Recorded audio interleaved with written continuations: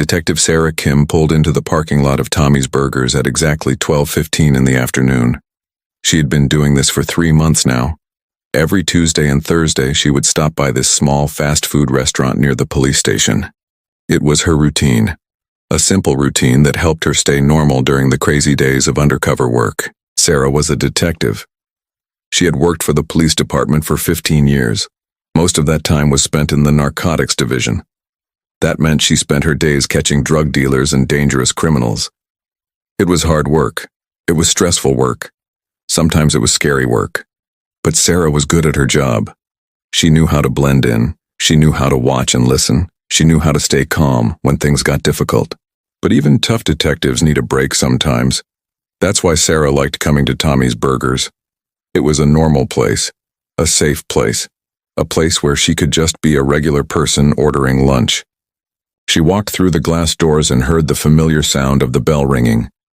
The smell of French fries and grilled meat filled the air. The restaurant was busy but not too crowded. A few people sat in the booths along the windows. A family with 2 small children waited at the counter. An older man sat alone reading a newspaper and eating a burger. Sarah got in line behind the family. She looked up at the menu board even though she already knew what she wanted. She always ordered the same thing: grilled chicken sandwich with extra pickles, small fries, sweet tea. It never changed. The young woman behind the counter was named Mia. She was maybe 20 years old with long dark hair pulled back in a ponytail. She wore the red and yellow Tommy's Burgers uniform and a name tag. Mia had worked there for about 6 months. Sarah knew this because she had been coming here long enough to recognize the staff. Mia finished helping the family with their order. Then she looked at Sarah and smiled. It was a real smile, not the fake smile that some workers give customers. "Hey there," Mia said in a friendly voice. "The usual today?" Sarah smiled back. "Yes, please. The grilled chicken sandwich with extra pickles." "Small fries and sweet tea?" Mia asked, already typing the order into the register. "You know me too well," Sarah replied with a small laugh. This was what Sarah liked about this place. The staff remembered her. They treated her well. They were always polite and quick with her orders. It made her feel like a valued customer. It made her feel normal. Mia rang up the total. "That'll be $8.45. Sarah handed her a $10 bill. "Keep the change," she said. "Thank you so much," Mia said. Her smile got bigger. "We really appreciate it. Your order will be ready in just a few minutes." Sarah stepped to the side to wait for her food. She watched the restaurant while she stood there. It was something she always did. Years of police work had trained her to observe everything around her. She couldn't turn it off even when she was off duty. Behind the counter, she could see Carlos working the grill. Carlos was older than Mia. He looked to be in his mid-30s. He had been working at Tommy's Burgers for at least 5 years. Maybe longer. Carlos was a good cook. He worked fast and clean. He never seemed stressed even when the restaurant got busy. The manager was named Derek. He was walking around the dining area picking up trash and wiping down empty tables. Derek was in his late 20s. He had been managing this location for about 2 years. He seemed like a decent manager. He kept the place clean. He trained his staff well. The service was usually good. Derek noticed Sarah waiting and gave her a friendly nod. "Good afternoon, Detective Kim. How's your day going?" "It's going well, thank you," Sarah replied. She didn't mind that Derek knew she was a police officer. Most of the businesses near the station knew. It wasn't a secret. "Food will be right up," Derek said. "Carlos is taking good care of your order." "I'm sure he is," Sarah said.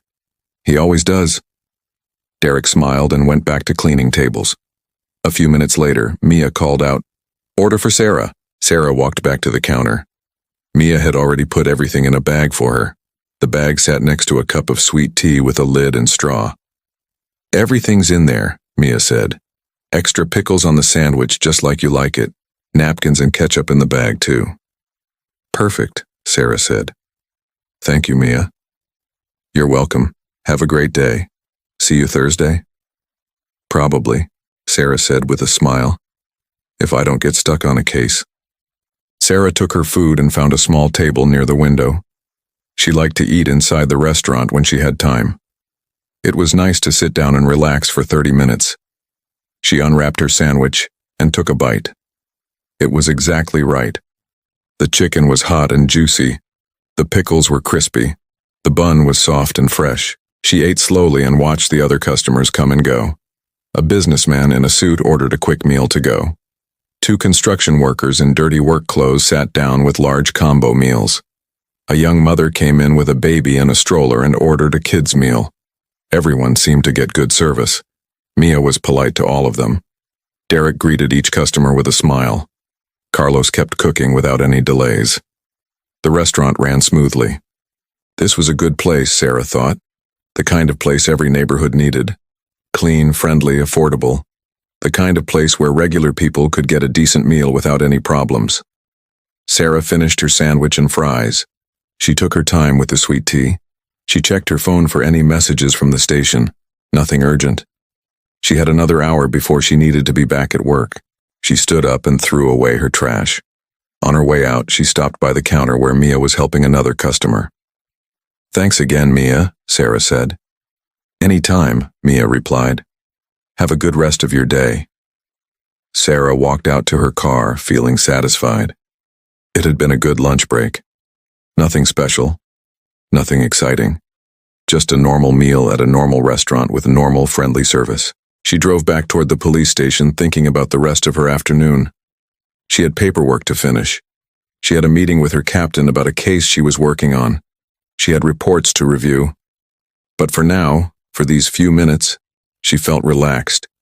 She felt like a regular person instead of a detective. That was the magic of places like Tommy's Burgers. They let you forget about your job for a little while. They let you just be yourself. Sarah had no idea that in a few weeks she would be coming back to Tommy's Burgers for a very different reason. She had no idea that the friendly service she enjoyed was not something every customer received. She had no idea that behind the clean counters and smiling faces there were problems that needed to be solved. But that was a problem for another day. For now, Sarah was just a regular customer who enjoyed a good chicken sandwich, and that was enough. Monday morning started like most Monday mornings at the police station. Sarah Kim sat at her desk with a cup of coffee and looked through her emails. She had spent the weekend finishing up reports on a drug case. The case was closed now. The dealers were arrested. The drugs were off the streets. It was good work, but it was also exhausting work. Her captain, Captain Rodriguez, walked past her desk. "Kim, can you come to my office when you get a chance?" "Sure, Captain," Sarah said. "Give me 5 minutes." She finished her coffee and walked down the hall to the captain's office. The door was open. Captain Rodriguez sat behind his desk looking at some papers. He was a big man in his 50s with gray hair and a thick mustache. He had been with the department for 30 years. "Close the door and have a seat," he said. Sarah closed the door and sat down in the chair across from his desk. She wondered what this was about. Usually when the captain wanted to see you with the door closed, it meant something important. "How are you doing, Kim?" the captain asked. "I'm doing fine, sir," Sarah replied. "Just finished up that case on the south side." "I saw your report," he said. "Good work as always. That's actually why I wanted to talk to you." Sarah waited for him to continue. Captain Rodriguez leaned back in his chair. "I need to pull you off narcotics for a few weeks, maybe a month. We have a situation in consumer protection that needs someone with your skills." Sarah was surprised. Consumer protection was not her usual assignment. That department dealt with businesses that cheated customers. They handled fraud cases involving stores and restaurants and service companies. It was important work, but it was very different from what Sarah normally did. "Consumer protection?" Sarah asked. "What kind of situation?" The captain picked up a folder from his desk and opened it. "We've been getting a lot of complaints about a local business, Tommy's Burgers on 5th Street. You know the place?" Sarah felt a strange feeling in her stomach. "Yes, sir. I eat there sometimes." "Then this might be interesting for you," the captain said. He pulled out several papers from the folder. "In the last 6 months, we've received 23 formal complaints about this restaurant. That's a lot for a small fast food place. He handed the papers to Sarah. She looked through them. Each paper was a complaint form filled out by a customer. She read the complaints carefully. One complaint was from an elderly woman named Mrs. Chen. She said she ordered a fish sandwich but received a beef burger instead. When she tried to return it, the manager refused to give her a refund. He told her she should have checked her order before leaving the counter. Another complaint was from a man named Robert Martinez. He said the staff was rude to him when he asked questions about the menu. They rolled their eyes and sighed loudly. When his order was wrong, they blamed him for not speaking clearly. There was a complaint from a young woman named Jennifer Thomas. She said she waited 45 minutes for her food, while other customers who came after her were served first. When she asked about the delay, she was told they were very busy, but she could see that other people were not waiting that long. Sarah read through more complaints. They all had similar stories: wrong orders, rude service, refused refunds, long wait times. Most of the complaints came from elderly customers or people who seemed uncertain or nervous. "This is a lot of complaints," Sarah said quietly. "Yes, it is," Captain Rodriguez agreed. "And here's the interesting part. We also have reports from other customers at the same restaurant. People who say the service is excellent, fast, friendly, professional. So we have two very different stories about the same place." Sarah thought about her own experiences at Tommy's Burgers. She had always received good service, fast service, friendly service. Mia was always nice to her. Carlos always cooked her food perfectly. Derek always greeted her with a smile. But maybe that was because she was a regular customer. Maybe it was because they knew she was a police officer. "What do you need me to do?" Sarah asked. The captain leaned forward. "I need you to investigate. Go undercover, see what's really happening at this restaurant.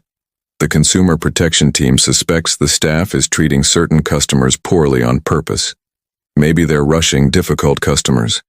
Maybe they're giving bad service to people they don't like. We need to know the truth." Sarah nodded slowly. "When do you want me to start?" "As soon as possible," the captain said. "But take some time to prepare. This isn't like your narcotics work. You can't just watch from a distance. You need to be a customer. You need to experience what these complainants experienced."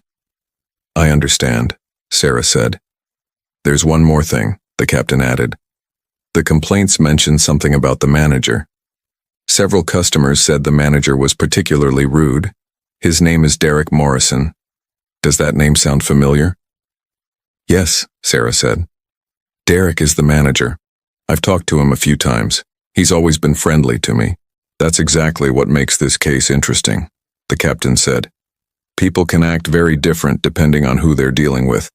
Your job is to find out if Derek and his staff are providing equal service to all customers, or if they're discriminating against certain people." Sarah felt uncomfortable. She liked Tommy's Burgers. She liked the staff. The idea that they might be treating some customers badly was hard to believe, but the complaints were real. 23 complaints in 6 months was not normal. "I'll do it," Sarah said. "I'll find out what's going on." "Good," the captain said. He closed the folder and handed it to her. "Take this with you. Study the complaints.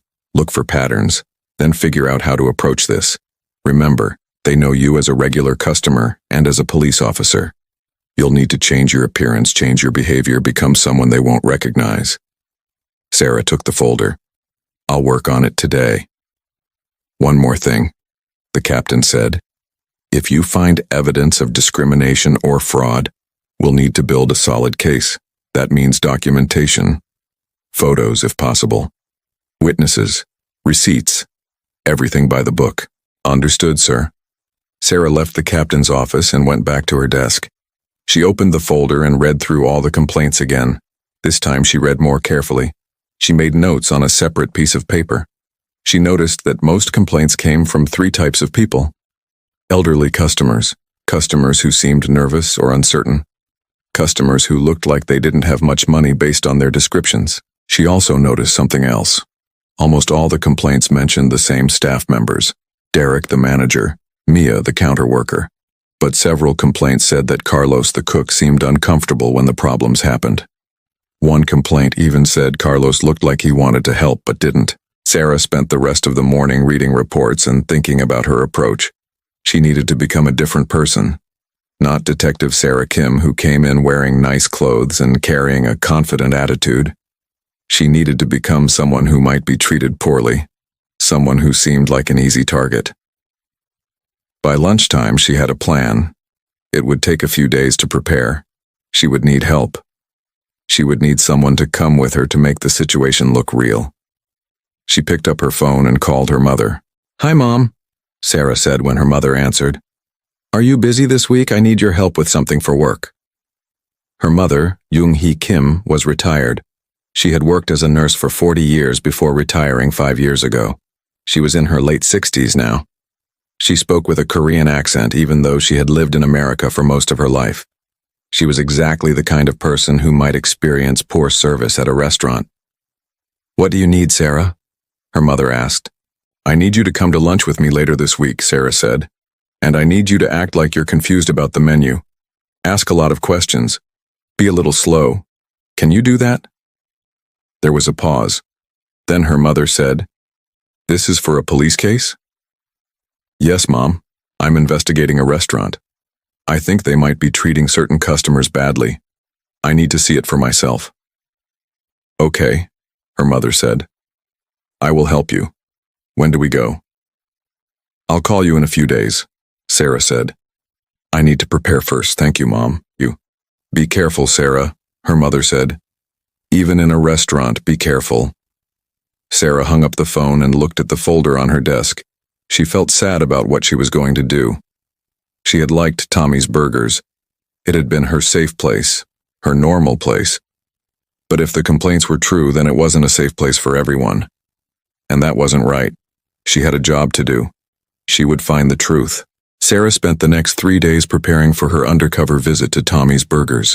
She stayed away from the restaurant during this time. She didn't want to be seen there as her usual self. She needed the staff to forget about Detective Sarah Kim, the regular customer. On Wednesday afternoon, she went shopping at a thrift store. She needed clothes that would make her look different. Not poor exactly, but not put together, not confident. She bought an old gray sweater with a small stain on the sleeve. She bought worn jeans that were a little too big. She bought an old jacket that had seen better days. At home, she practiced in front of the mirror. She messed up her hair and didn't put on makeup. She slouched her shoulders and looked down instead of making eye contact. She practiced speaking quietly and hesitantly. This was not how Sarah normally acted. She was usually confident and direct. But for this assignment, she needed to be the opposite. She also studied the complaint reports again and again. She memorized the details. She knew exactly what to order and how to react when things went wrong. Because if the complaints were accurate, things would definitely go wrong. On Thursday morning, Sarah called her mother. "Are you ready for lunch today, Mom?" "Yes," Young-hee said. "I have been thinking about it. I will be a good confused customer for you." "Don't overdo it," Sarah warned. "Just be natural. Ask questions like you normally would. Take your time deciding what to order. If something is wrong with the food, tell them politely. That's all." "I understand," her mother said. "What time should I meet you?" 12:30, Sarah said. "That's when the lunch rush is busiest. Meet me in the parking lot. We'll go in together." Sarah hung up and looked at herself in the mirror one more time. She wore the old gray sweater and worn jeans. Her hair was pulled back in a messy ponytail. She wore no makeup. She looked tired and uncertain. She looked nothing like the confident detective who usually ate at Tommy's Burgers. She drove to the restaurant and parked in the back of the parking lot. She waited in her car until she saw her mother's car pull in. Young-hee parked next to her. Sarah got out and walked over to her mother's car. Young-hee looked at her daughter with concern. "Sarah, you look terrible. Is this really necessary?" "Yes, Mom," Sarah said quietly. "This is what I need to look like. Remember, act natural. Be yourself. But maybe be a little extra confused about the menu. Ask about ingredients. Take your time. Can you do that?" "Of course I can do that," Young-hee said. "I am a good actress. I was in the church play last year, remember?" Sarah smiled despite her nervousness. "I remember, Mom," You were very good. Let's go. They walked toward the restaurant together. Sarah kept her head down and her shoulders hunched. Her mother walked slowly beside her, holding her purse tightly. They looked like two people who were not very confident, two people who might be easy to push around. The bell rang as they entered Tommy's Burgers. It was very busy inside. At least 10 people stood in line. Every booth was full. The noise of conversation and cooking filled the air. Sarah and her mother got in line at the back. They waited quietly. Sarah watched everything carefully while pretending to look at the menu board. Mia was working the counter again.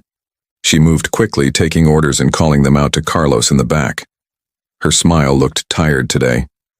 She had probably been working since the morning rush.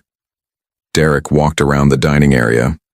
He carried a spray bottle and a rag, wiping down tables as soon as customers left. He looked stressed. His movements were quick and sharp, not relaxed like Sarah had seen before. The line moved slowly forward. Sarah and her mother waited their turn. Sarah noticed something. When well-dressed customers approached the counter, Mia's smile got bigger. Her voice became more energetic. But when customers who looked less confident or less well-off approached, her smile got smaller. Her voice became flat. Finally, it was their turn. Sarah and her mother stepped up to the counter. Mia looked at them briefly, and Sarah saw something change in her eyes. Not hostility exactly, but a lack of warmth. The friendly smile was gone. "What can I get you?" Mia asked. Her voice was flat and a little impatient. Young-hee looked up at the menu board. She squinted like she was having trouble reading it. Let me see," she said slowly. "What kind of chicken do you have?" Mia sighed very quietly. "We have fried chicken sandwich and grilled chicken sandwich." "What is the difference?" Young-hee asked. "One is fried and one is grilled," Mia said. Her tone made it sound like this was an obvious answer. "Oh," Young-hee said. She looked confused. "Which one is healthier?" Mia glanced at the line of customers behind them. "The grilled one, I guess. Are you ready to order?" Wait, Young-hee said. She was doing a good job acting confused. "Does the chicken have bones? I cannot eat bones because of my teeth." "No bones," Mia said shortly. "It's a chicken breast. No bones." "Are you sure?" Young-hee asked. "Because one time I ordered chicken and it had bones and I almost choked." Sarah saw Mia's jaw tighten. Behind them, someone in line muttered something under their breath. "I'm sure," Mia said. "No bones. What else?" Young-hee looked at Sarah. "What do you want, daughter?" Sarah spoke quietly, barely above a whisper. "I'll have the same thing as you, Mom. The grilled chicken." "Okay," Young-hee said. She turned back to Mia. "We will have 2 grilled chicken sandwiches, please, but can you make them with no mayonnaise? I don't like mayonnaise, it upsets my stomach." "Fine," Mia said, typing into the register quickly. 2 grilled chicken, no mayo. Anything else?" "Do they come with French fries?" Young-hee asked. "You can order fries separately," Mia said. "How much are the fries?" $2.50. Young-hee thought about this for a long moment. "That is expensive for French fries. Are they big?" Mia closed her eyes briefly like she was counting to 10. "They're a small size. Do you want them or not?" Okay, Young-hee said. 2 small fries and 2 drinks. What kind of drinks do you have?" Mia pointed at the menu board behind her. "All the drinks are listed right there." "I cannot see so well," Young-hee said. "Can you tell me?" From somewhere behind the counter, Sarah heard Derek's voice. "Mia, we have other customers waiting." Mia's face flushed. She spoke faster. "Coke, Diet Coke, Sprite, lemonade, iced tea, water." "I will have lemonade," Young-hee said. "Sarah, what do you want?" "Lemonade is fine," Sarah said quietly. Mia finished entering the order. 2 grilled chicken sandwiches, no mayo. 2 small fries, 2 lemonades. That's $19.30. Young-hee opened her purse and slowly counted out the money. She had exact change, but it took her a moment to find all the coins. Sarah watched Mia's face. The young woman's smile was completely gone now. She looked annoyed. "Here you go," Young-hee said, handing over the money. Mia took it without saying thank you. She gave them a receipt. Your order will be called when it's ready. Step to the side. Sarah and her mother moved away from the counter. They stood near the pickup area and waited. Sarah noticed that Mia's smile returned immediately when she greeted the next customer, a young man in a business suit. That was not very nice, Jung-hee whispered to Sarah. I know, Mom, Sarah whispered back. That's why we're here. They waited for their food, and waited, and waited. Sarah watched as other customers who had ordered after them received their food first. The young businessman got his order in 5 minutes. A woman with 2 children got her order in 7 minutes. A group of teenagers got their order in 8 minutes. Sarah and Jung-hee stood there for 15 minutes. Nobody called their order. Nobody said anything to them. Finally, Sarah walked up to the counter. She spoke to Mia quietly. Excuse me, we've been waiting for 15 minutes. Are you sure our order didn't get lost? Mia looked annoyed. Let me check. She turned and yelled toward the kitchen. Carlos, do we have an order for 2 grilled chicken sandwiches? No mayo? Carlos appeared at the window. He looked stressed. I made those 10 minutes ago. They should be out there. Mia looked at the counter where finished orders sat waiting. She grabbed a bag and looked inside. Here it is. This is yours. She shoved the bag across the counter. Sarah took the bag. Thank you, she said quietly. She and her mother found a small table near the back. Sarah opened the bag and pulled out the sandwiches. She unwrapped the first one and her stomach sank. It was a fried chicken sandwich, not grilled. She unwrapped the second sandwich, also fried chicken, and both sandwiches had mayonnaise spread thick on the buns. Jung-hee looked at the sandwiches, then she looked at Sarah. This is not what we ordered.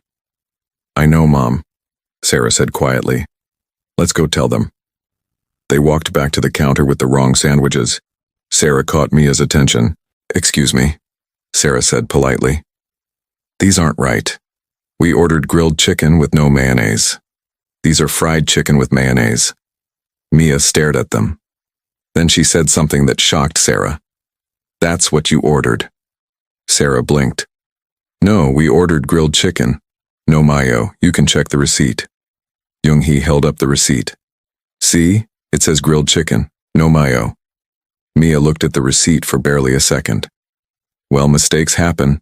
I can't help what's written down if you didn't say it clearly. Sarah felt anger rising but kept her voice calm. We did say it clearly. Can you please remake our order correctly? Mia sighed loudly. I guess, but you'll have to wait again. She took the sandwiches and walked away. Derek appeared from somewhere. He had been listening.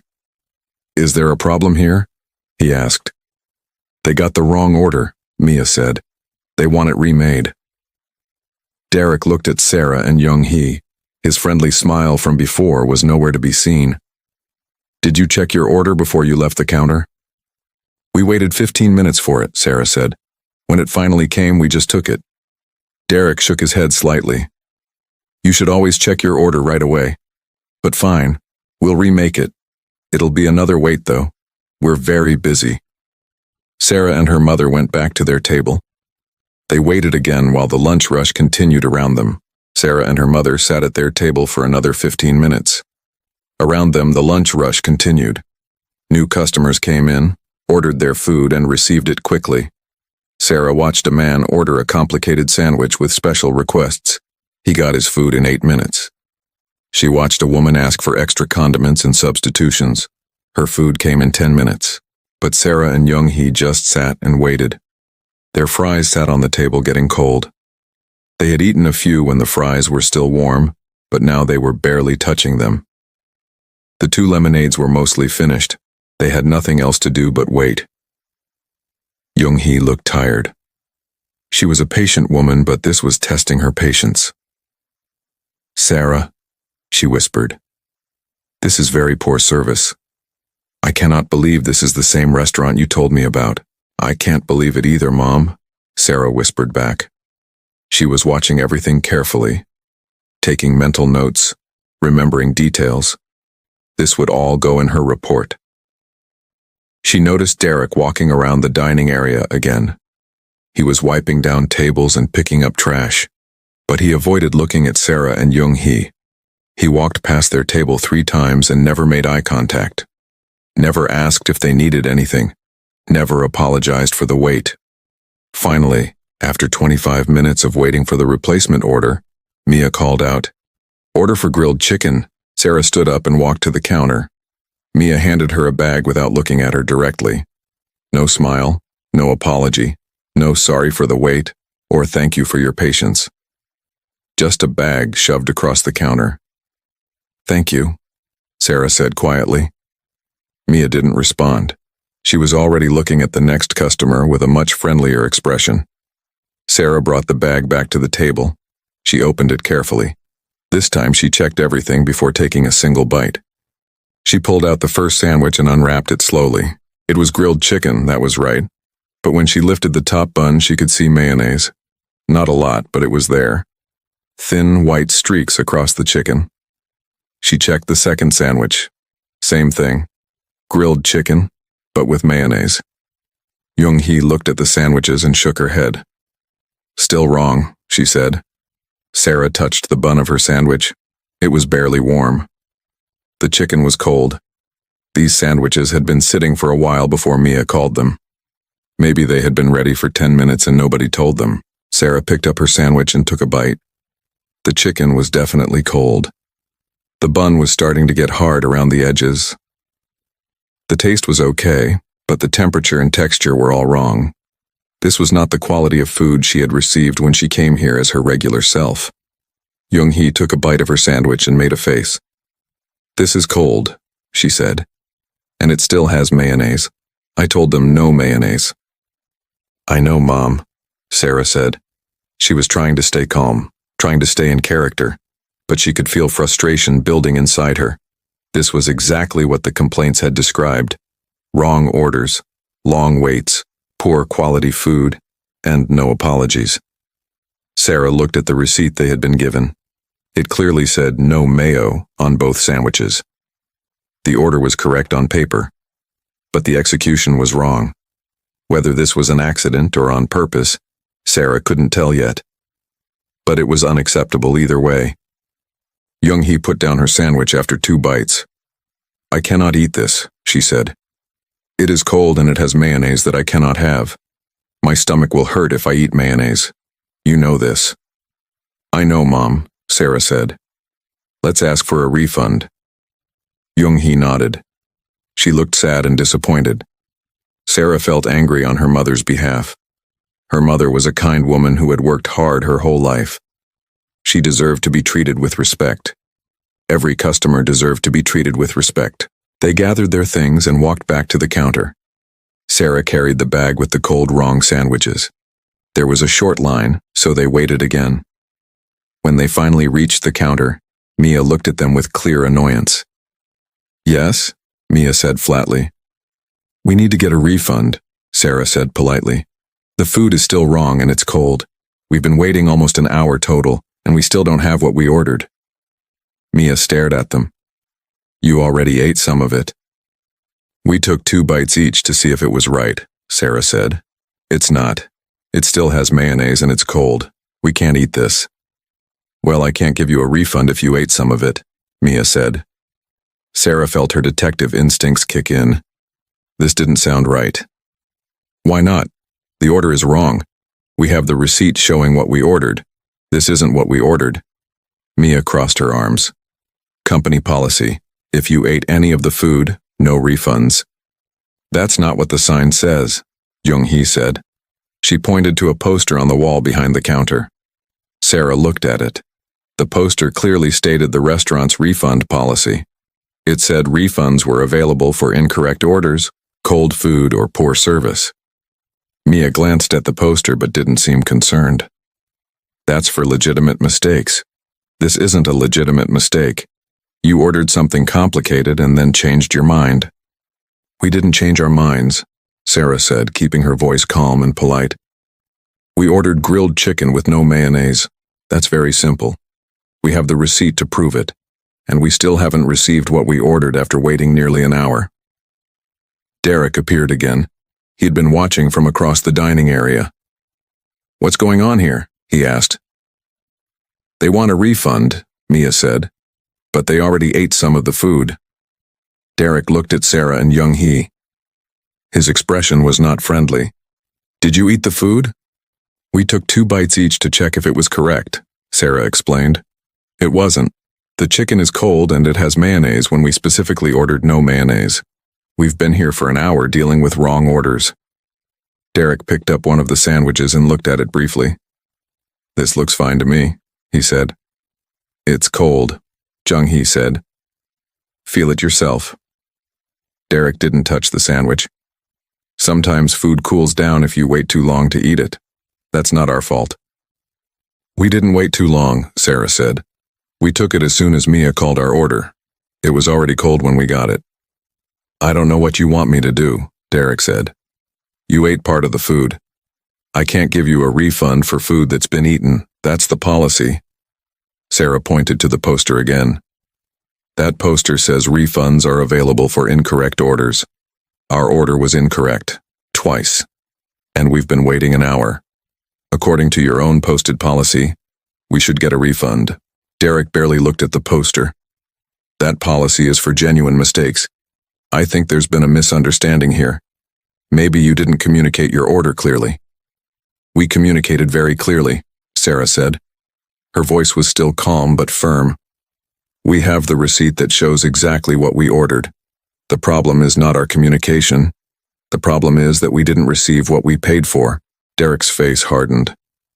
Look, lady, I'm trying to run a business here. I can't give refunds to everyone who complains about their food after they've eaten it. For all I know, you're trying to get free food. The words hung in the air. Sarah felt her mother stiffen beside her. Several other customers had stopped what they were doing and were watching the conversation. Are you accusing us of trying to steal food? Sarah asked quietly. I'm saying we get people who try to scam us all the time, Derek said. They eat most of their meal and then complain about something so they can get their money back. I'm not stupid. We are not trying to scam anyone, Young-hee said. Her voice shook a little. She looked hurt. We just want what we paid for. Or our money back. We have been very patient. And I've been very patient too, Derek said. But I'm not giving you a refund. You're welcome to contact our corporate office if you have a complaint. There are comment cards by the door. Sarah took a deep breath. She was using every bit of her self-control to stay calm. Can I have your full name and employee ID number, please? Derek's eyes narrowed. Why do you need that? Because I'm going to file a formal complaint with your corporate office, Sarah said, and possibly with the Consumer Protection Department. I need your information for that. My name is Derek Morrison, he said slowly. Manager. My employee number is on my name tag if you want to look. Sarah looked at his name tag. She memorized the number. Thank you. And can I also have the district manager's contact information? Derek actually laughed. Good luck with that. You can find it on the website if you really want it. Now, if you're done here, we have other customers to serve. So you're refusing to give us a refund even though we have proof that our order was wrong multiple times? Sarah asked. That's correct, Derek said. No refund. You ate the food, that's final. Sarah looked at her mother. Young-hee looked upset and embarrassed. Other customers were definitely watching now. Some looked sympathetic. Others looked annoyed that the line was being held up. Sarah picked up the bag with the cold, wrong sandwiches. Come on, Mom, let's go. They walked out of the restaurant. Sarah could feel eyes on them. Could feel the judgment. 2 women who couldn't get their order right. 2 women who caused trouble. 2 women who were not worth good service. When they got to the parking lot, Young-hee's eyes were wet with tears. That was humiliating, she said quietly. He treated us like we were trying to steal from him. Like we were liars. I know, Mom, Sarah said. She put her arm around her mother. I'm sorry you had to go through that, but you did great. You were perfect. Why do they treat people that way? Young-hee asked. What did we do wrong? We didn't do anything wrong, Sarah said. That's the point. They treat certain people badly and they think they can get away with it.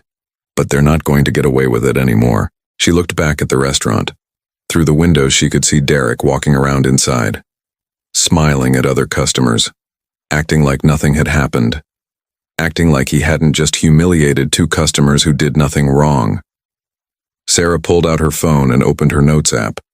While everything was fresh in her memory, she typed out every detail: the long wait times, the wrong orders, the cold food, the refused refund, Derek's accusations, all of it. This was just the beginning. Now she had experienced it firsthand. Now she knew the complaints were true. And now she was going to build a case that Derek Morrison and his staff couldn't talk their way out of. Sarah sat in her car in the parking lot and continued typing notes on her phone. Her mother sat in the passenger seat looking out the window. Young-hee was quiet. Sarah could tell the experience had upset her more than she wanted to admit. "Mom, are you okay?" Sarah asked, pausing her typing. Young-hee nodded but didn't look at her daughter. "Yes, I am fine. It just reminded me of other times when people treated me badly because I am old or because I have an accent. It is not a good feeling." Sarah felt a wave of sadness and anger. Her mother was one of the kindest, hardest working people she knew. Young-hee had come to America as a young woman. She had learned English. She had become a nurse. She had raised a family. She had helped thousands of patients during her career. She deserved respect, not this treatment. "I'm sorry, Mom," Sarah said. "I'm sorry people have treated you that way. But because you helped me today, we're going to make sure Derek and his staff can't treat people like this anymore." Young-hee turned to look at her daughter. "What will you do now?" "I'm going to build a case," Sarah said. "I'm going to gather evidence, and then I'm going to make sure they face consequences for what they're doing." "Good," Young-hee said firmly. "They should not be allowed to treat people badly." Sarah drove her mother home and then headed back to the police station. It was mid-afternoon now. She went straight to her desk and pulled out the folder with all the complaints. She read through them again, but this time with new understanding. She had lived what these complainants had lived. She had felt what they had felt. Every complaint made sense now. Every detail matched her experience. The long wait times, the wrong orders, the cold food, the refused refunds, the accusations of trying to scam the restaurant. It was all part of a pattern. But Sarah needed more than just her own experience and these written complaints. She needed hard evidence. She needed documentation that would hold up if this case went to court. She walked down the hall to Captain Rodriguez's office. He was on the phone but waved her in. She waited while he finished his call. "How did it go?" he asked when he hung up. "It was worse than I expected," Sarah said. She sat down and told him everything that had happened. The long waits, the wrong orders multiple times, the cold food, Derek's refusal to give a refund, his accusation that they were trying to scam the restaurant. Captain Rodriguez listened carefully. His expression got more serious as she talked. When she finished, he leaned back in his chair and shook his head. "That's clear discrimination," he said. "They're targeting customers they think won't fight back. Elderly people, people who seem uncertain, people who don't look wealthy. Classic predatory business behavior." "That's what I think too," Sarah said. "But I need more evidence. I need to see if there's a larger pattern. I need to check if there are financial irregularities." "What do you mean?" the captain asked. Sarah pulled out the receipt from her lunch. "Derek refused to give us a refund, but according to the company's posted policy, we should have received one. I'm wondering if Derek is pocketing money from refunds he refuses to give. If customers pay for food they don't receive properly and he won't refund them, where does that money go?" The captain's eyebrows went up. "That's fraud. That's embezzlement." "Exactly," Sarah said. "I want to request a warrant for the restaurant's financial records, sales reports, cash register logs, refund records. I want to see if there's a pattern of refused refunds and where that money is going." "That's a smart angle," the captain said, "but you'll need to show probable cause for the warrant." "I have 23 written complaints about refused refunds," Sarah said. "I have my own first-hand experience.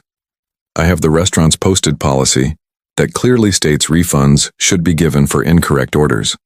And I have reasonable suspicion that Derek is committing fraud. That should be enough." Captain Rodriguez nodded. Write up your warrant request. I'll review it and send it to the judge. In the meantime, what else do you need? I need access to the restaurant's security camera footage, Sarah said. Most restaurants have cameras watching the counter and dining area. That footage would show how different customers are treated. It would show the wait times. It would show the interactions. That might be harder to get without tipping off the owner, the captain said. But let me make some calls. The owner might cooperate if we approach this right. He might not know what his manager is doing. There's one more thing, Sarah said. I want to interview some of the other complainants. I want to hear their stories directly. Maybe some of them noticed details they didn't include in their written complaints. Good idea, the captain said. But be careful. Don't let word get back to Derek that we're investigating. If he finds out, he might destroy evidence or change his behavior. Sarah spent the rest of the afternoon writing her warrant request. She detailed every complaint. She included her own experience with dates, times, and specific details. She explained the probable cause for believing financial fraud was occurring. She cited the relevant consumer protection laws that appeared to be violated. By evening, she had a strong warrant request ready. She gave it to Captain Rodriguez for review. Then she went home, exhausted from the day. The next morning, Sarah started calling the people who had filed complaints. She reached out to 5 of them and asked if they would be willing to talk about their experiences. The first person she called was Mrs. Chen, the elderly woman who had complained about a wrong order and a refused refund. Mrs. Chen agreed to meet Sarah at a coffee shop that afternoon. Mrs. Chen was a small woman in her 70s with gray hair and kind eyes. She walked slowly with a cane. When she sat down across from Sarah, she looked nervous. Thank you for meeting with me, Mrs. Chen, Sarah said gently. I'm investigating the complaints about Tommy's Burgers. I want to hear about what happened to you. Mrs. Chen relaxed a little. You believe me? The restaurant told me I was wrong. They made me feel like I was lying. I believe you, Sarah said. Please tell me what happened. Mrs. Chen told her story. She had gone to Tommy's Burgers on a Tuesday afternoon. She ordered a fish sandwich because she didn't eat red meat for religious reasons. When her order came, it was a beef burger. She took it back to the counter immediately. The young girl at the counter, she looked at me like I was stupid, Mrs. Chen said. She told me that's what I ordered, but I know what I ordered. I've been ordering food for 72 years. I know the difference between fish and beef. What happened then? Sarah asked. I showed her my receipt. It said fish sandwich right there on the paper, but she still said I must have been confused. Then the manager came over. He was a young man, very unfriendly. He said they were too busy to remake my order. He said I should check my food before I leave the counter next time. Did you ask for a refund? Mrs. Chen nodded. Yes, I told him I cannot eat beef. It's against my religion. I needed my money back so I could go somewhere else to eat. But he said no refunds once you take the food. I told him I took it because I trusted it was correct. He didn't care. How much money did you lose? Sarah asked. $8.75, Mrs. Chen said quietly. It's not a lot of money to some people, but I am on a fixed income. Every dollar matters to me.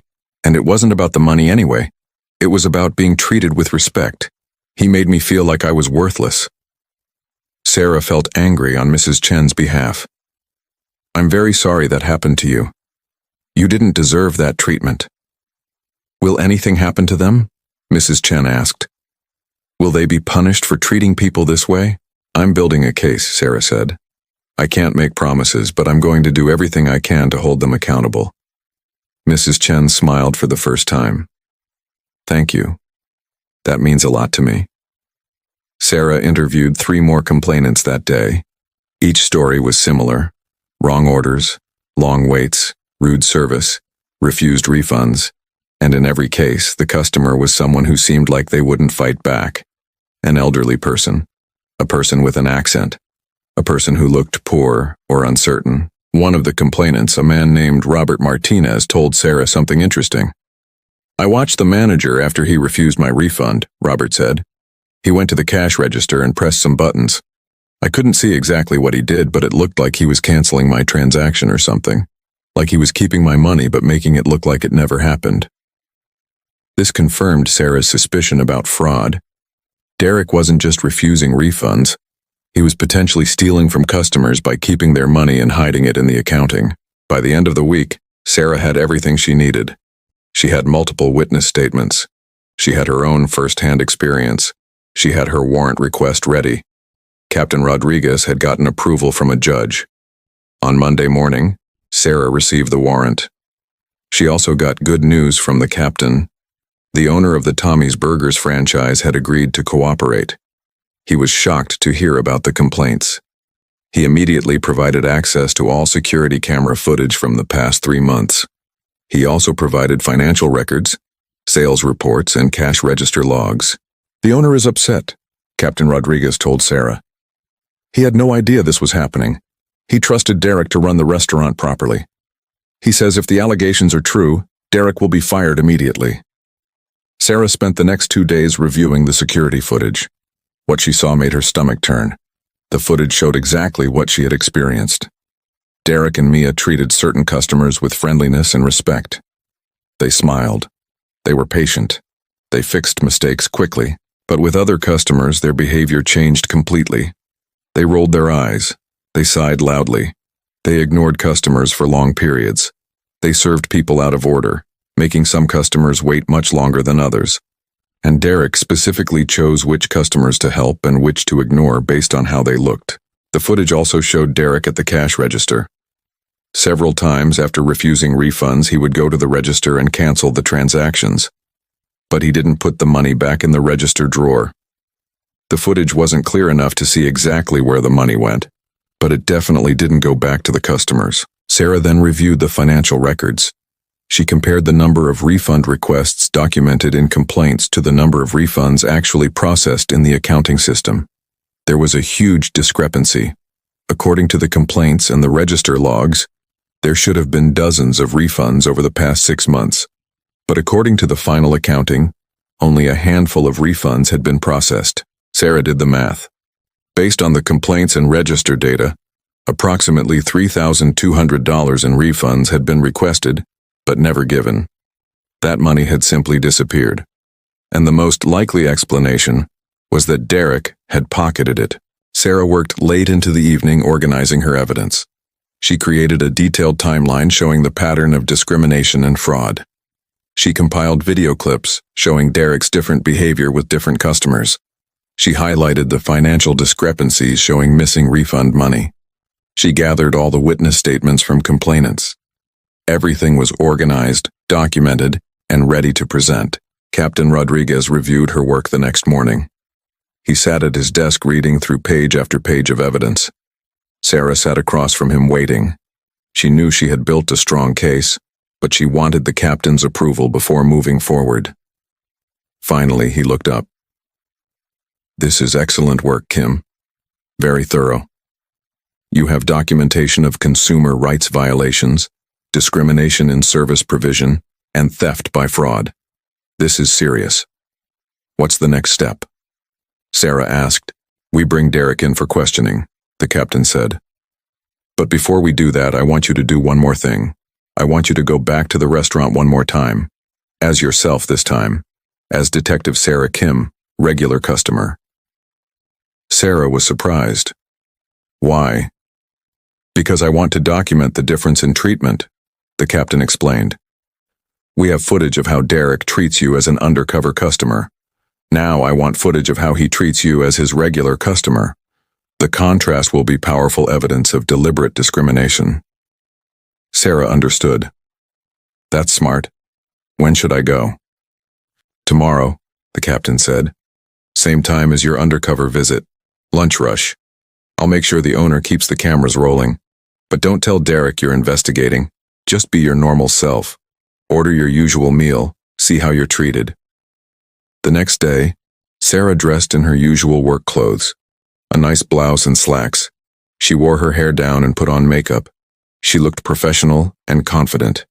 She looked like Detective Sarah Kim. She drove to Tommy's Burgers at 12:30, exactly the same time she had gone with her mother. The parking lot was full again. The lunch rush was in full swing. She walked through the doors with her head up and her shoulders back. The bell rang. Mia was at the counter again. When she saw Sarah, her eyes widened slightly in surprise. It had been 2 weeks since Sarah had been there as a regular customer, but Mia clearly recognized her. "Oh my gosh, hi," Mia said with a big smile. "We haven't seen you in a while. Where have you been?" Sarah smiled back. "Busy with work. You know how it is." "Tell me about it," Mia said. "We've been crazy busy too. What can I get for you today? The usual?" "Yes, please," Sarah said. "Grilled chicken sandwich with extra pickles." "Got it," Mia said cheerfully, already typing into the register. "Small fries and sweet tea?" "Perfect," Sarah said. "That'll be $8.45, Mia said. Sarah handed her a $10 bill. "Keep the change." "Thank you so much," Mia said. "Your order will be right up. Carlos, 1 grilled chicken with extra pickles for Detective Kim." From the kitchen, Carlos called back, "Got it, coming right up." Sarah stepped aside to wait. She noticed the difference immediately. There was no long wait this time. There were no annoyed glances. Mia's smile was genuine and warm. The whole atmosphere was different. Derek appeared from the back office. When he saw Sarah, his face lit up. "Detective Kim, good to see you again. How have you been?" "I've been well, thank you," Sarah said, keeping her voice friendly and normal. "How's business?" Busy, Derek said. "But that's a good problem to have, right? Hey, your food should be ready in just a minute. Carlos always takes good care of your orders." "I appreciate that," Sarah said. Less than 5 minutes later, Mia called out, "Order for Detective Kim." Sarah walked to the counter. Mia handed her a bag with a smile. "Everything's fresh and hot. Extra pickles just like you like them. And I threw in some extra napkins too." "Thank you, Mia," Sarah said. "Have a great day," Mia said. "See you next time." Sarah took her food and sat at a table. She opened the bag and checked her order. Everything was perfect. The sandwich was hot. It had extra pickles. No mayonnaise, just like she always ordered it, even though she hadn't mentioned it today. The fries were hot and crispy. The tea was fresh. She ate her meal slowly, observing the restaurant. She watched how Derek and Mia treated other customers. She noticed the pattern. Well-dressed people got friendly service. People who looked confident got quick service. But she also noticed something else. An elderly man in worn clothes approached the counter. Mia's smile got smaller. Her voice got flatter. The man asked a question about the menu. Mia sighed quietly before answering. Sarah finished her meal. On her way out, she stopped by the counter. "Thanks again, Mia. Everything was great as always." "We're so glad you came back," Mia said. "Don't be a stranger." Sarah walked out to her car. She sat in the driver's seat for a moment, processing what had just happened. The difference in treatment was shocking. Same restaurant, same staff, same time of day, but completely different service. When she went as her confident, professional self, she received fast, friendly, perfect service. When she went as an uncertain, poorly dressed customer with her elderly mother, she received slow, rude, incorrect service. The evidence was clear. This wasn't about having a bad day. This wasn't about being busy or making honest mistakes. This was deliberate discrimination. Derek and his staff chose who deserved good service and who didn't, and their choices were based on age, appearance, and perceived social status. Sarah drove back to the station and went straight to Captain Rodriguez's office. "It was exactly what we expected," she told him. "Perfect service. Fast, friendly, no mistakes. Complete opposite of what my mother and I experienced." "The cameras caught everything?" the captain asked. "Everything," Sarah confirmed. "The owner promised to save all the footage." "Good," the captain said. "Now we bring Derek in. I've already contacted him. Told him we need to talk to him about some customer complaints. He agreed to come in this afternoon. He has no idea what's coming." That afternoon, Sarah sat in an investigation room with Captain Rodriguez. They had set up a camera to record the interview. All the evidence was organized in folders on the table. They were ready. Derek arrived at 3 o'clock. He was wearing his Tommy's Burgers uniform and looked slightly nervous but not overly concerned. He probably thought this was routine. Maybe he thought some customer had complained and he just needed to explain his side. He sat down across from Sarah and the captain. "So what's this about?" he asked. "You said something about customer complaints?" "That's right," Captain Rodriguez said. "We've received multiple complaints about Tommy's Burgers, specifically about your management and the service customers receive." Derek shifted in his seat. "Well, you know, we get complaints sometimes. You can't please everyone. Some customers are just difficult." "Tell us about your refund policy," Sarah said. Derek looked at her. His expression changed slightly when he realized she was part of the investigation. "Our refund policy? It's standard. If there's a legitimate problem with an order, we'll refund it or remake it." "What do you consider a legitimate problem?" Sarah asked. "You know, if we really messed up the order, if the food is actually wrong. But sometimes customers claim something is wrong when it's not. We have to use judgment." Sarah opened one of the folders and pulled out the complaint from Mrs. Chen. "Tell me about this customer. She ordered a fish sandwich but received a beef burger. She asked for a refund. You refused. Why?" Derek glanced at the paper. "I don't remember every single customer, but if I refused a refund, there must have been a reason. Maybe she ate some of it first, maybe she was trying to scam us." "She couldn't eat it," Sarah said. "She doesn't eat beef for religious reasons. And according to her receipt, she did order a fish sandwich. Why would she try to scam you out of $8? "I don't know," Derek said. He was starting to look uncomfortable. "People try to get free food all the time. We have to protect the business." Sarah pulled out another complaint, and another, and another. She went through 5 different cases, all with similar patterns. Derek had an excuse for each one. The customer was confused. The customer ate the food first. The customer was trying to scam them. He never once admitted that his staff might have made a mistake. "Let me ask you something," Captain Rodriguez said. "Do you think you treat all customers equally?" "Of course," Derek said quickly.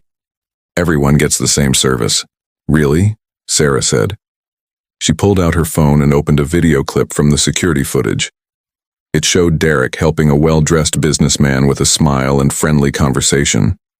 Then it showed him dealing with an elderly customer, barely looking at them and speaking in a short, impatient tone. Derek watched the video. His face went pale. I might have been having a stressful day." "This isn't one day," Sarah said. She showed him another clip. And another.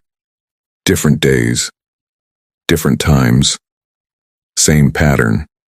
Friendly with some customers. Rude with others. "I want to be very clear with you," Captain Rodriguez said. "We have documented evidence of discriminatory service practices at your restaurant. We have evidence that you target elderly customers, people with accents, and people who appear uncertain or economically disadvantaged. That's a violation of consumer protection laws." Derek's face was red now. "I don't target anyone. If customers are difficult, I respond appropriately. That's not discrimination. That's management." "Then explain this," Sarah said. She pulled out the financial analysis. "According to customer complaints and register logs, there should have been 67 refund transactions in the past 6 months. But according to your accounting records, only 19 refunds were actually processed. Where did the other 48 refunds go? That's over $3,000. Derek stared at the papers. He didn't say anything. "When you refuse a refund, what do you do with the transaction?" Sarah asked. I cancel it in the system," Derek said quietly. "And the money?" Derek didn't answer. "The money doesn't go back to the customers," Sarah said. "It doesn't go back into the register properly, so where does it go, Derek?" "I need a lawyer," Derek said suddenly. "That's your right," Captain Rodriguez said. "But I want you to understand the seriousness of what we're discussing here. We're not just talking about bad customer service. We're talking about fraud. We're talking about theft. We're talking about systematic discrimination. These are criminal offenses." Derek put his face in his hands. For a long moment he sat there silently. Then he looked up. "I didn't think anyone would notice. They were just small amounts. And those customers, they were annoying. They took too much time. They asked too many questions. They held up the line. I thought if I made it difficult for them, they'd go somewhere else. The restaurant would run smoother. So you admit you deliberately gave poor service to certain customers? Sarah asked. Yes, Derek said quietly. But I didn't think it was a big deal. They were just a few old people and some confused customers. Nobody important. Sarah felt anger rising in her chest. Nobody important. That's what he thought. Mrs. Chen wasn't important. Her mother wasn't important. All those people who filed complaints weren't important. And the money? Captain Rodriguez asked. Derek hesitated. Then he said, I kept it. I told myself I deserved it for dealing with difficult customers. It was like a bonus I didn't think anyone would check. There it was, a full confession, recorded on camera. Captain Rodriguez leaned forward across the table. His expression was serious. Derek Morrison, I need to inform you that you are being charged with theft by fraud, violation of consumer protection laws, and discrimination in service provision. These are criminal charges. You have the right to an attorney, do you understand? Derek's hands were shaking. I understand. I want a lawyer. I'm not saying anything else. That's fine, the captain said. He stood up. Detective Kim will process your paperwork. You'll be formally arrested and booked. Your lawyer can meet you at the station. Sarah stood and walked around the table. She had dreamed about this moment for 2 weeks. The moment when Derek would face consequences for his actions. But now that it was happening, she didn't feel triumphant. She just felt tired and sad that it had come to this. She read Derek his rights and led him out of the interview room. As they walked down the hallway, Derek spoke quietly. I really didn't think it was a big deal. They were just annoying customers. Sarah stopped walking and looked at him. Those annoying customers are people, Derek. They're someone's mother or father, someone's grandmother or grandfather. They worked hard their whole lives. They deserve respect. They deserve to get what they pay for. You don't get to decide who matters and who doesn't. Derek looked down. I know that now. Do you? Sarah asked. Or are you just sorry you got caught? Derek didn't answer. Sarah finished the booking process. Derek was released on bail but was immediately suspended from his job pending the outcome of the case. The franchise owner had been very clear. If the charges held up, Derek would never work for Tommy's Burgers again. The next day, Sarah went back to the restaurant one more time. But this time it wasn't undercover and it wasn't as a regular customer. She went with Captain Rodriguez and the franchise owner, a man named Mr. Patterson. They needed to talk to the staff about what had happened. Mr. Patterson had called a meeting for all employees. When Sarah, the captain, and Mr. Patterson walked in, the staff looked nervous. They knew something serious had happened. News traveled fast. They had heard that Derek had been arrested. Mia was there, looking worried. Carlos was there, standing quietly in the back. 3 other employees who worked different shifts were also present. Everyone sat in the dining area, while Mr. Patterson stood in front of them.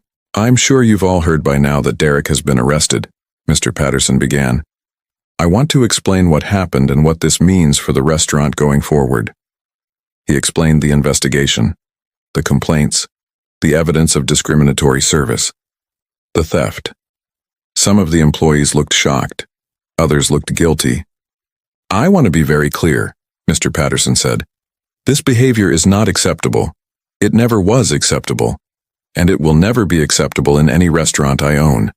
Every customer who walks through that door deserves the same level of service, respect, and dignity. It doesn't matter what they look like. It doesn't matter how old they are. It doesn't matter if they're confused or take a long time ordering. They are customers, and they deserve our best.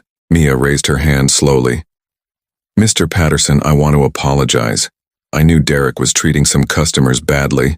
I went along with it because he was my boss. I thought that's just how things were supposed to work. But I was wrong.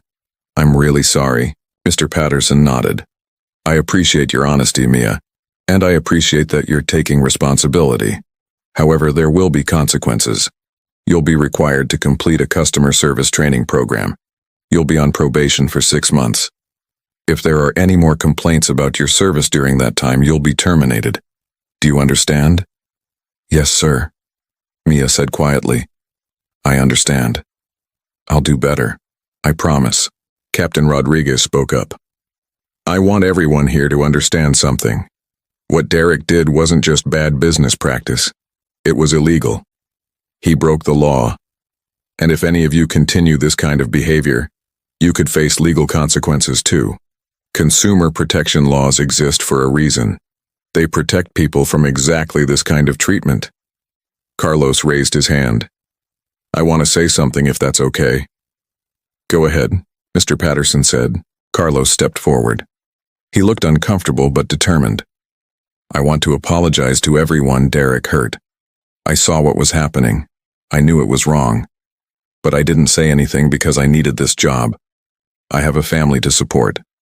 I was scared if I spoke up I'd lose my job, but I should have said something anyway. I should have stood up for those customers. I'm sorry I didn't. Sarah felt respect for Carlos. It took courage to admit when you've made a mistake. Carlos, I want you to know that we reviewed all the security footage. We saw that you were uncomfortable with Derek's behavior. We saw that you weren't an active participant in the discrimination. You were put in a difficult position. That doesn't excuse my silence, Carlos said. I should have reported it. I should have done something.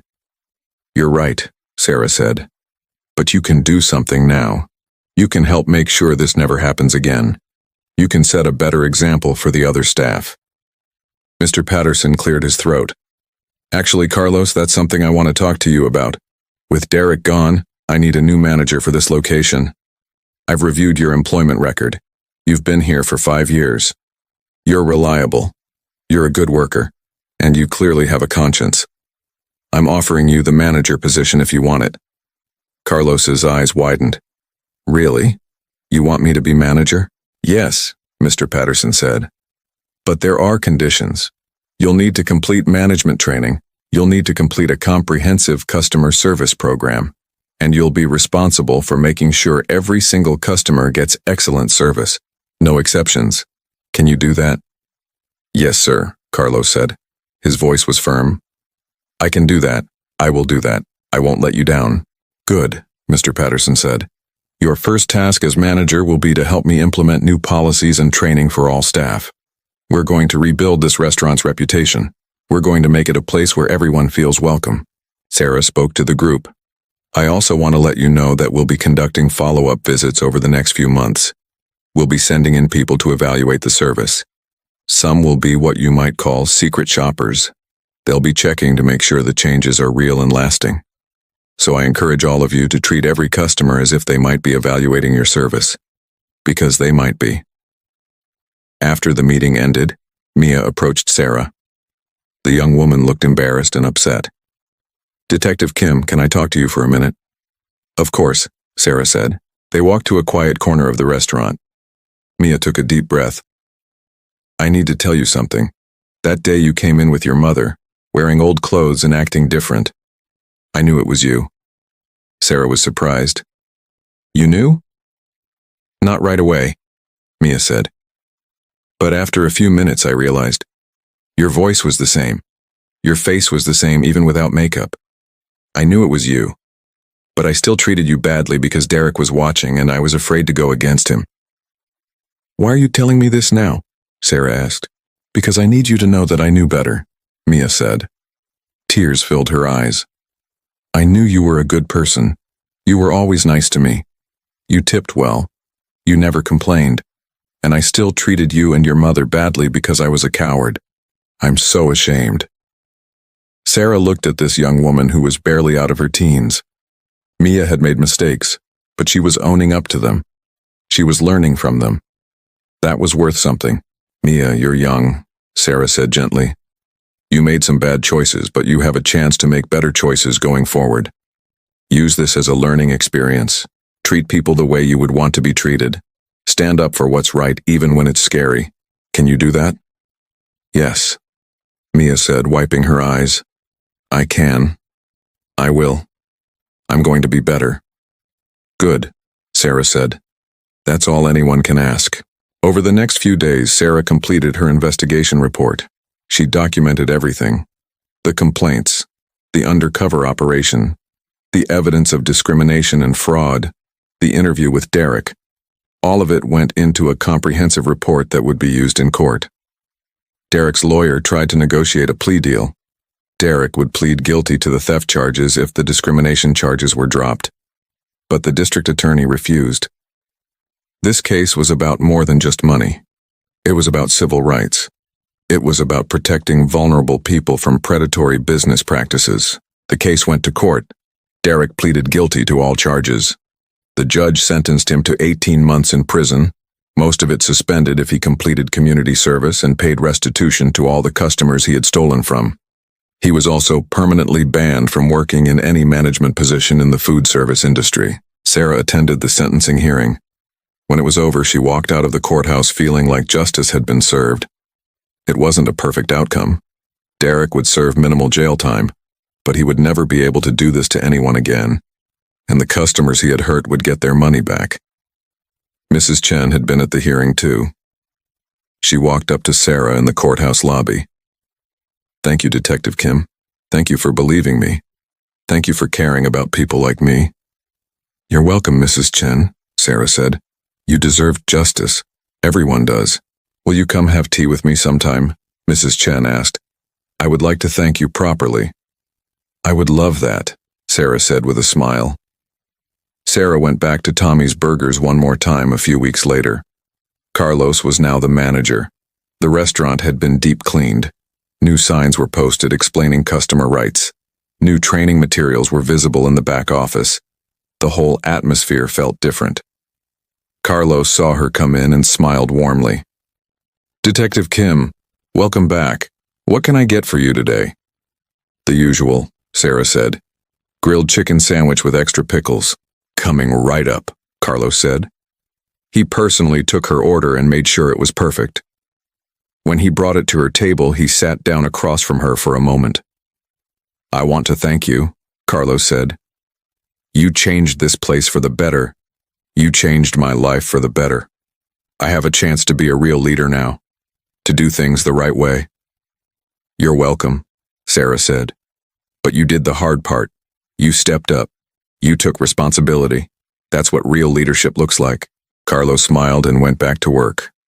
Sarah ate her sandwich slowly, watching the restaurant operate. An elderly couple came in and asked several questions about the menu. Carlos answered each question patiently with a smile. A nervous-looking young man fumbled with his money at the counter. Mia waited patiently without sighing or rolling her eyes. A woman with a crying baby received help carrying her tray to a table. Everyone was being treated with respect. Everyone was being treated equally. This was what it was supposed to look like.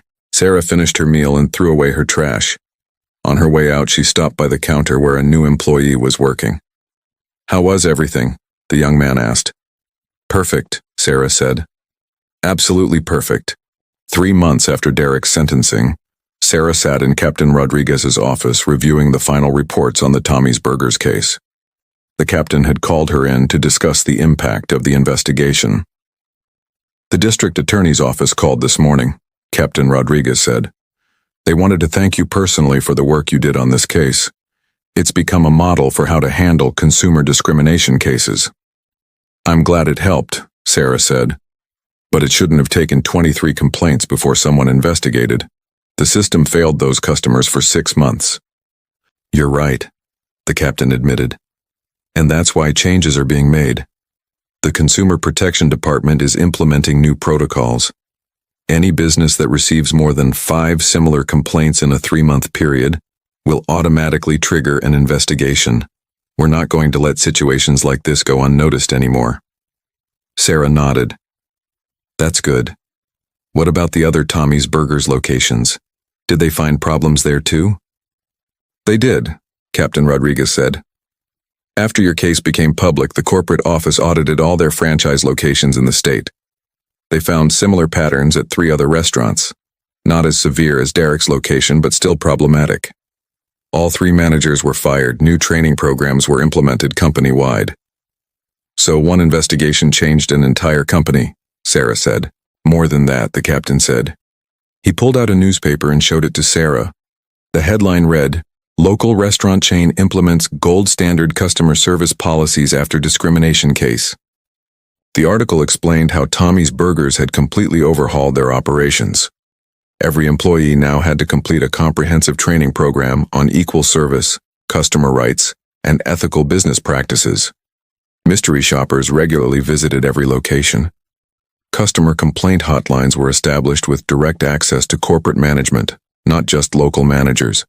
And most importantly, a zero-tolerance policy was implemented for any employee who discriminated against customers. "Other restaurant chains are watching," Captain Rodriguez said. "Several have already reached out asking for copies of your investigation report. They want to review their own practices before they end up in the same situation. You've started a movement, Kim." Sarah felt proud but also thoughtful. It's sad that it took a criminal case to make businesses realize they should treat people with basic respect. "That's the world we live in," the captain said. "Sometimes people only change when they face consequences, but at least they're changing. That's what matters." Sarah left the captain's office and returned to her desk. She had been reassigned back to the narcotics division, but the Tommy's Burgers case still occupied her thoughts. She had received dozens of letters from people who had read about the case in the news. Many shared their own stories of being discriminated against at restaurants, stores, and other businesses. Some were heartbreaking, some were infuriating. All of them were important. One letter came from a veteran in his 80s who had been treated poorly at a car dealership because he was old, and they assumed he couldn't afford a new car. Another came from a woman with cerebral palsy, who said store employees often ignored her or spoke to her like she was a child. A young man with a thick accent wrote about being followed around stores by security guards who assumed he was going to steal something. Sarah realized the Tommy's Burgers case was just one example of a much bigger problem. But it was a start. It showed that discrimination had consequences. It showed that vulnerable people had rights and protections. It showed that someone was paying attention. A few weeks later, Sarah received a phone call at work. It was Mr. Patterson, the franchise owner. "Detective Kim, I wanted to update you on how things are going at the restaurant," he said. "I'm listening," Sarah said. "The changes have been incredible," Mr. Patterson said. "Our customer satisfaction scores are the highest they've ever been. We've received dozens of positive reviews online. People are specifically mentioning how respectful and patient the staff is. And you know what's interesting? Our sales have increased too." "Really?" Sarah was surprised. "Yes," Mr. Patterson said. "Turns out when you treat everyone well, word gets around. We're getting customers who specifically choose our location because they've heard it's a welcoming place. The elderly community has been telling each other about us. We've become known as the restaurant that treats everyone like family." "That's wonderful," Sarah said. "Carlos must be doing a great job as manager." "He's excellent," Mr. Patterson agreed. "He takes the responsibility seriously. He's firm with staff about maintaining standards, but he's also supportive and encouraging. He's exactly the kind of leader that location needed. I'm actually planning to promote him to regional supervisor soon. I want him to help train managers at other locations." After the call ended, Sarah felt genuinely happy. Good things were happening. People were changing. The restaurant was thriving by doing the right thing. This was the outcome she had hoped for. That evening, Sarah drove to her mother's house for dinner. Jung-hee had made Korean food, and the smell of kimchi stew filled the apartment when Sarah walked in. "Hi, Mom," Sarah said, giving her mother a hug. "Hi, daughter," Jung-hee said. "Sit down. Food is ready." They sat at the small kitchen table and ate together. After a few minutes, Jung-hee said, "I saw on the news that the restaurant manager went to jail, the one who was mean to us." "Yes," Sarah said. "He pleaded guilty. He's serving his sentence now." "Good," Jung-hee said firmly. "He should not treat people that way. I am glad you stopped him." "Me too, Mom. I'm sorry you had to experience that treatment in the first place." Jung-hee shook her head. "Don't be sorry. I am proud I could help. Because of what happened to us, many other people will be treated better. That is worth something. That is worth a lot." Sarah smiled at her mother. Jung-hee was right. Their bad experience had led to positive change. Sometimes that's how progress happens. Someone has to stand up and say, "This is wrong," before things can get better. By the way, Jung-hee said, I went back to that restaurant last week. Sarah nearly dropped her spoon. You did? Why didn't you tell me? I wanted to see if things really changed, Jung-hee said. So I went by myself. I wore my regular clothes. I asked many questions about the menu. I was slow counting my money. I wanted to see what would happen. And? Sarah asked. The young man who is now the manager, Carlos, he was so nice, Jung-hee said with a smile. He answered all my questions. He was patient. He even walked me to my table carrying my tray because he saw I had a heavy purse. And when my food came, it was exactly right. Hot and fresh and correct. He came to my table to make sure everything was good. He apologized for what happened before. He said he would never let it happen again. That's amazing, Mom, Sarah said. Yes, Jung-hee agreed. And you know what else? There was an elderly woman there who looked confused about how to use the soda machine. One of the young workers stopped what she was doing and helped the woman fill her cup. She didn't rush her. She didn't act annoyed. She was kind. Sarah felt warmth spread through her chest. This was why she became a police officer. This was why she spent 15 years working difficult cases. To make a difference. To help people. To make the world a little bit better. I'm going to keep going there, Jung-hee said. To support them. Because they are doing the right thing now. And businesses that do the right thing should be supported. That's a good idea, Mom, Sarah said. Maybe I'll go with you sometimes.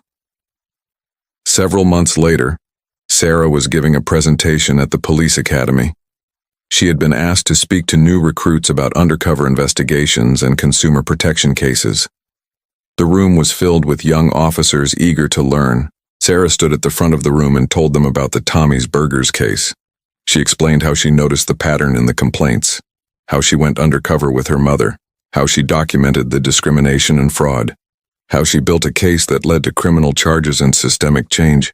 The lesson here is this, Sarah said.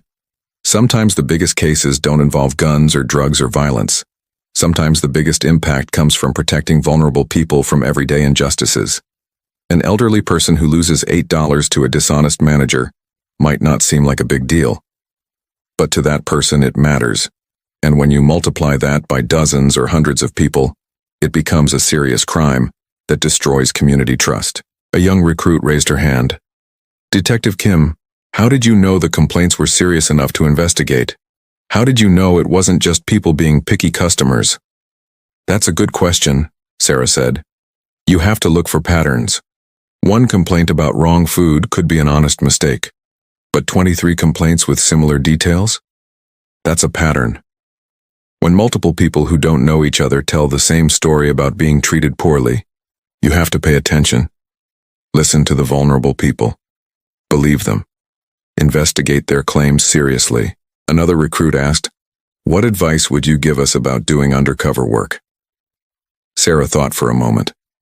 Remember that when you go undercover, you're experiencing what real people experience every day. Don't lose sight of that. When I went to that restaurant as a different version of myself, I felt what vulnerable people feel. I experienced the disrespect, the dismissal, the sense of being invisible. That empathy is what drives good police work. Never forget that the people you're protecting are real people with real feelings and real lives. The presentation ended with applause. Several recruits came up afterward to ask more questions and thank her for sharing the case. Sarah felt good about inspiring the next generation of officers to care about all kinds of justice, not just the dramatic cases that make headlines. As Sarah drove home that evening, she passed by Tommy's Burgers. The parking lot was full. Through the windows, she could see families eating together. She could see Carlos behind the counter helping customers with a smile. She could see Mia taking orders patiently. The restaurant was thriving. Sarah didn't stop. She just drove past feeling satisfied. The case was closed. Justice had been served. But more importantly, real change had happened. A business had transformed. Employees had learned to be better. Customers were being treated with dignity and respect. That night, Sarah sat at her home computer and typed up a final note for her case file. She wrote, This investigation began with complaints from 23 people who felt they didn't matter. They were wrong. They mattered. Every person matters. Every customer deserves respect regardless of age, appearance, or social status. This case proved that discrimination has consequences and that change is possible. The system worked. Justice was served. And most importantly, vulnerable people are now protected. She closed her laptop and looked out the window at the city lights. Somewhere out there, elderly people were eating at restaurants without fear of being mistreated. People with accents were being served patiently. People who looked uncertain were being helped kindly. Not everywhere, not yet. But in one restaurant, because of one investigation, the world was a little bit better. And for Detective Sarah Kim, that was enough. That was everything. That was why she wore the badge. The case of Tommy's Burgers was closed. But the lessons learned would continue forever. Treat people with respect. Stand up for what's right. Believe victims when they speak up. Hold wrongdoers accountable. Create systems that protect the vulnerable. These weren't just principles for police officers. These were principles for everyone. Sarah thought about Derek sitting in prison, probably wishing he had made different choices. She thought about Mrs. Chen finally getting her $8 back and, more importantly, getting her dignity back. She thought about her mother's smile when she described being treated well at the restaurant. She thought about all the future customers who would never experience discrimination because of the changes that had been made. One investigation. One bad manager exposed. One company transformed. Hundreds of lives improved. That was the power of caring about justice in all its forms, big and small. Sarah smiled to herself and got ready for bed. Tomorrow she would return to her narcotics work. But she would always remember the Tommy's Burgers case. Not because it was glamorous or exciting, but because it mattered to the people who needed help the most. And in the end, that's what real police work was all about.